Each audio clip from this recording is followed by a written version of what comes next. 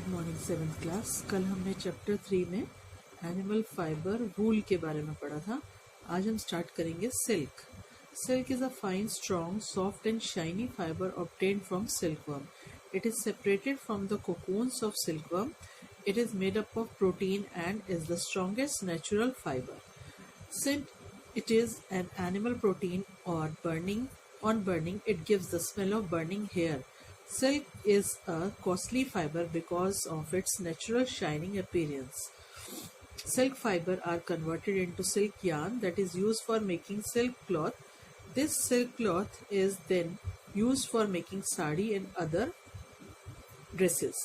Silk एक ऐसा fine और स्ट्रॉन्ग सॉफ्ट फाइबर है जो कि सिल्क वर्म से बनता है और सिल्क वर्म से उसके कोकून से सेपरेट करने से सिल्क बनता है.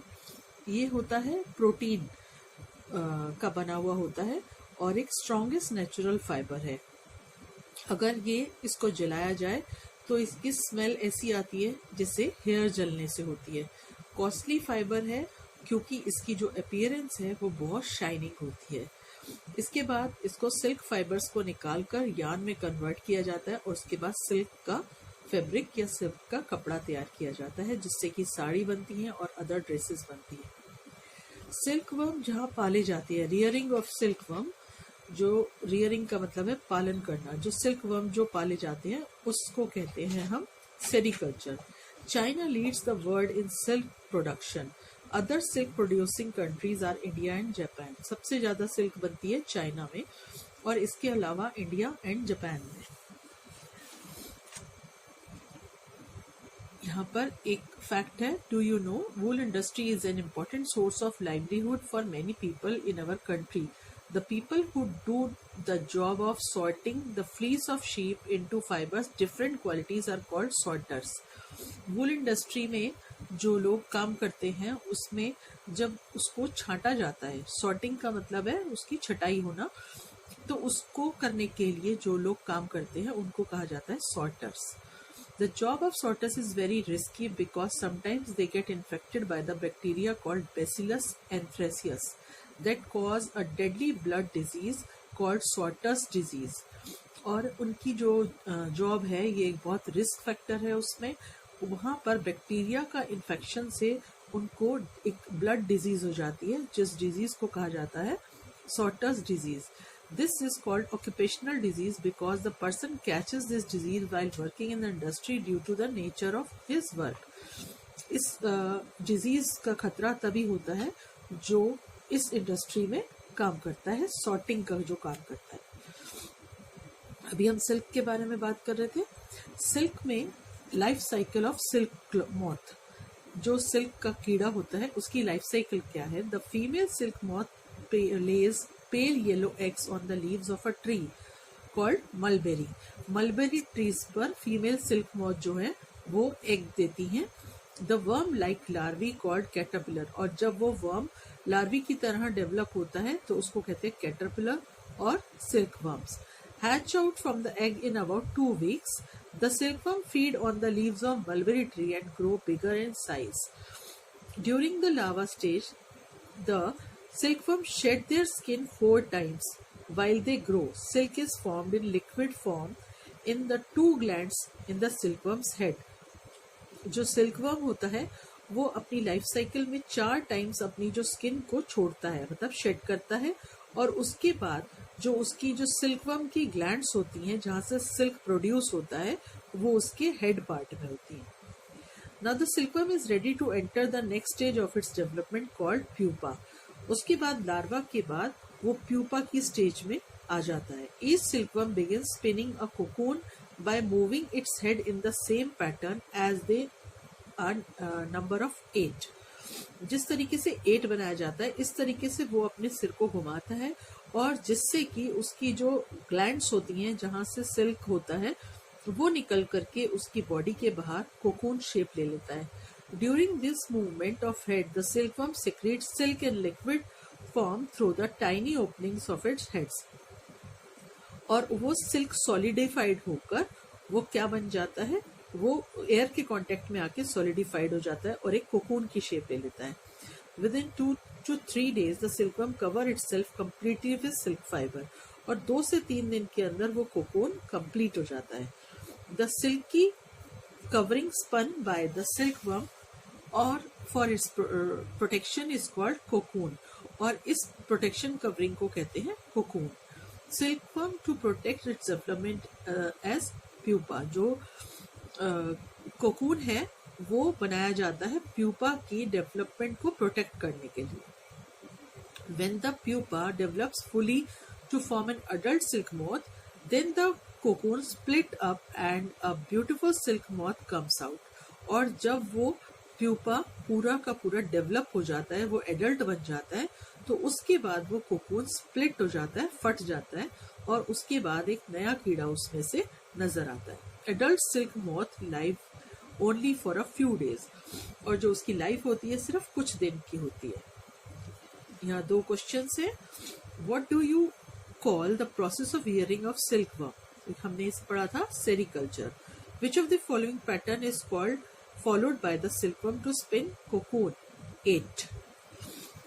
Rearing of silkworm. For obtaining silk moth are reared and then their cocoon are collected to get silk thread. अब सिल्कवर्म को जहाँ पाला जाता है वहां पर किस लिए?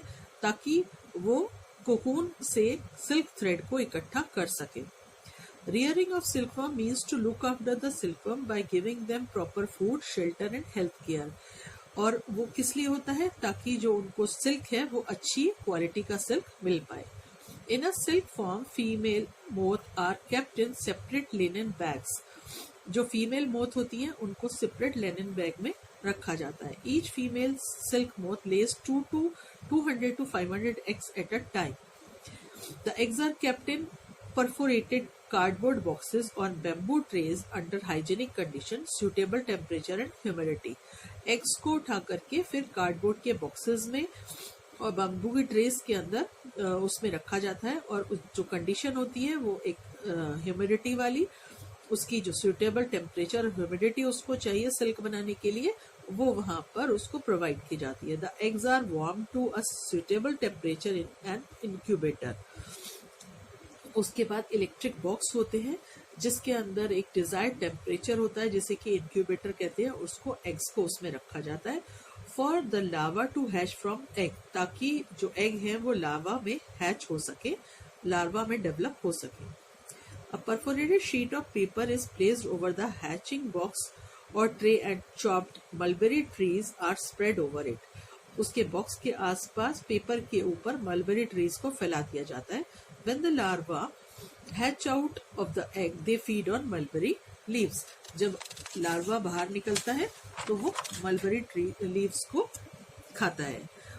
Day and night and increase enormously in size. और जैसे ही वो खाता है उनका साइज बढ़ता चला जाता है. After 25 to 30 days, the silkworm stop eating and move to a tiny chamber of bamboo in the tray to spin cocoon. 25 से 30 दिन के बाद खाने के बाद वो उसको खाना छोड़ देता है और अपने एक बैम्बू के चैम्बर में चला जाता है जिससे कि वो अपने आसपास कोकून बना सके.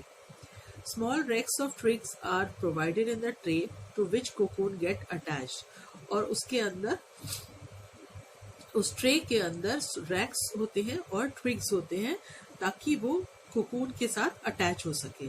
During the period of spinning its cocoon, a silkworm is transformed into pupa. और इस कोकून बनाने के टाइम पर अंदर जो सिल्कवर्म होता लार्वा होता है वो प्यूपा में चेंज हो जाता है. From cocoon to silk. The process of obtaining silk involves the following steps. सबसे पहले सिल्क जो है वो कोकून से कैसे निकाली जाती है? पहला प्रोसेस है boiling. Cocoons are first boiled in hot water and treated in oven to kill the pupa inside. If the pupa are not killed and allowed to grow, they will break the cocoon. This will reduce the length of the silk fiber. उसको cocoons को boil किया जाता है ताकि pupa अंदर ही मर जाए. और अगर प्यूपा नहीं मरता तो कोकून अपने आप ब्रेक हो जाता है और उसकी वजह से जो सिल्क फाइबर की लेंथ होती है वो कम हो जाती है. तो इसलिए उनको बॉईल किया जाता है ताकि प्यूपा उसके अंदर ही खत्म हो जाए. Reeling. The process of taking out threads from the cocoons is called reeling the silk.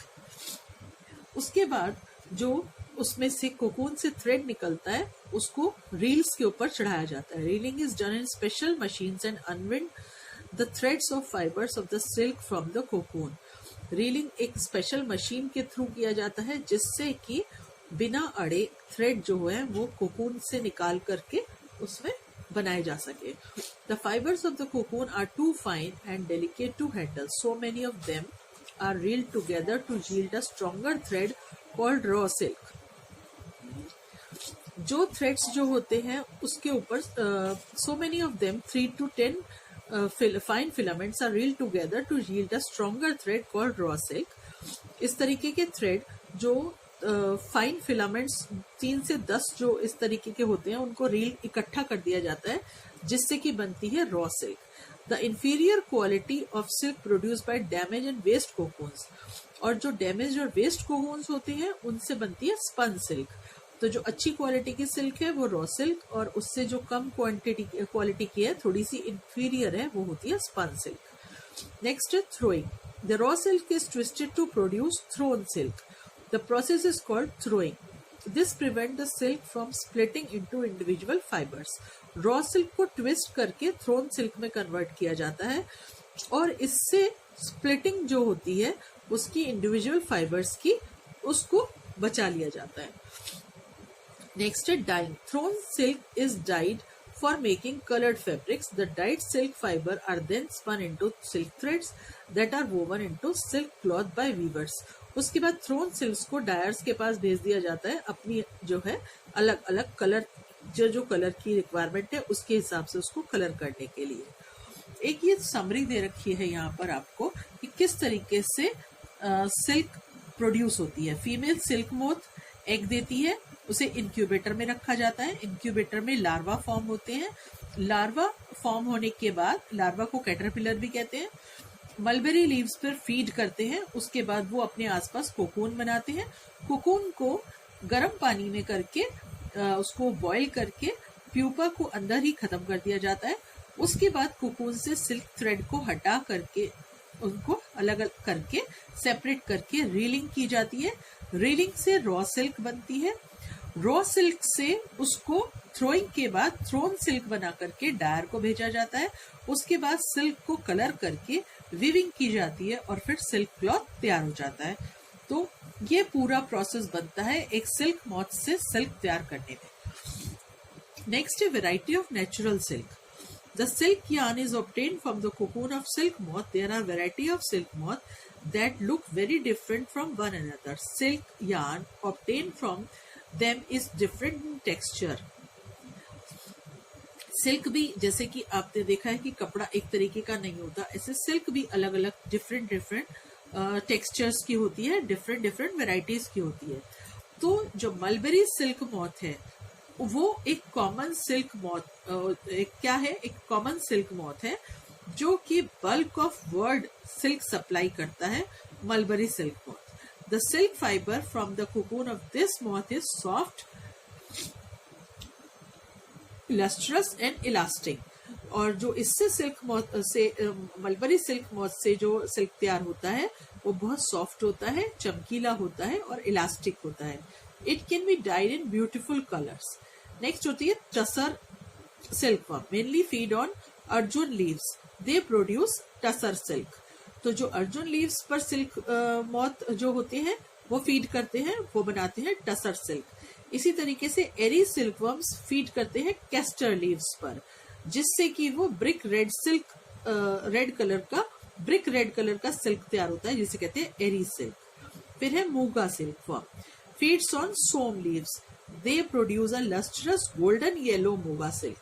Moga silkworms are found only in Assam and nowhere else in the world.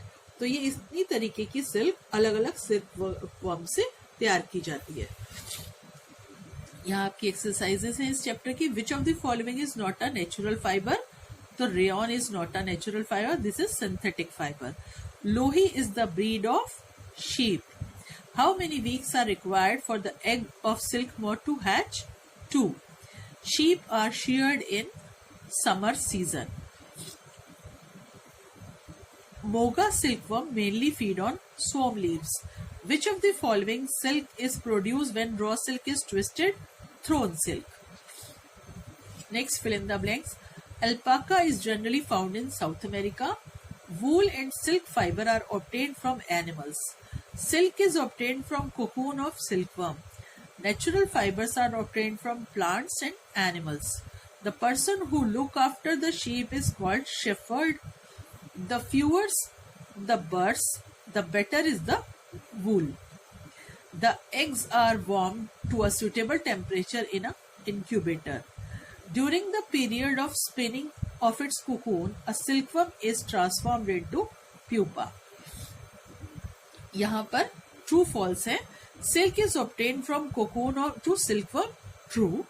The process of washing the fleece of sheep to remove dust, dirt and grease is called shearing. क्या इसको shearing कहते हैं? नहीं. जब उसकी dust और dirt हटाई जाती है, उसकी सफाई की जाती है, तो उसको बोलते हैं scoring. The rearing of silkworm for obtaining silk is called sericulture. True. The damage of the waste cocoons are used to produce raw silk. No. Waste cocoon से बनती है spun silk. तो यहाँ तक आपकी एक्सरसाइजेस हो गई. चैप्टर आपका फिनिश हो गया. क्वेश्चन आंसर्स आपको PDF फॉर्म में मिल जाएंगे.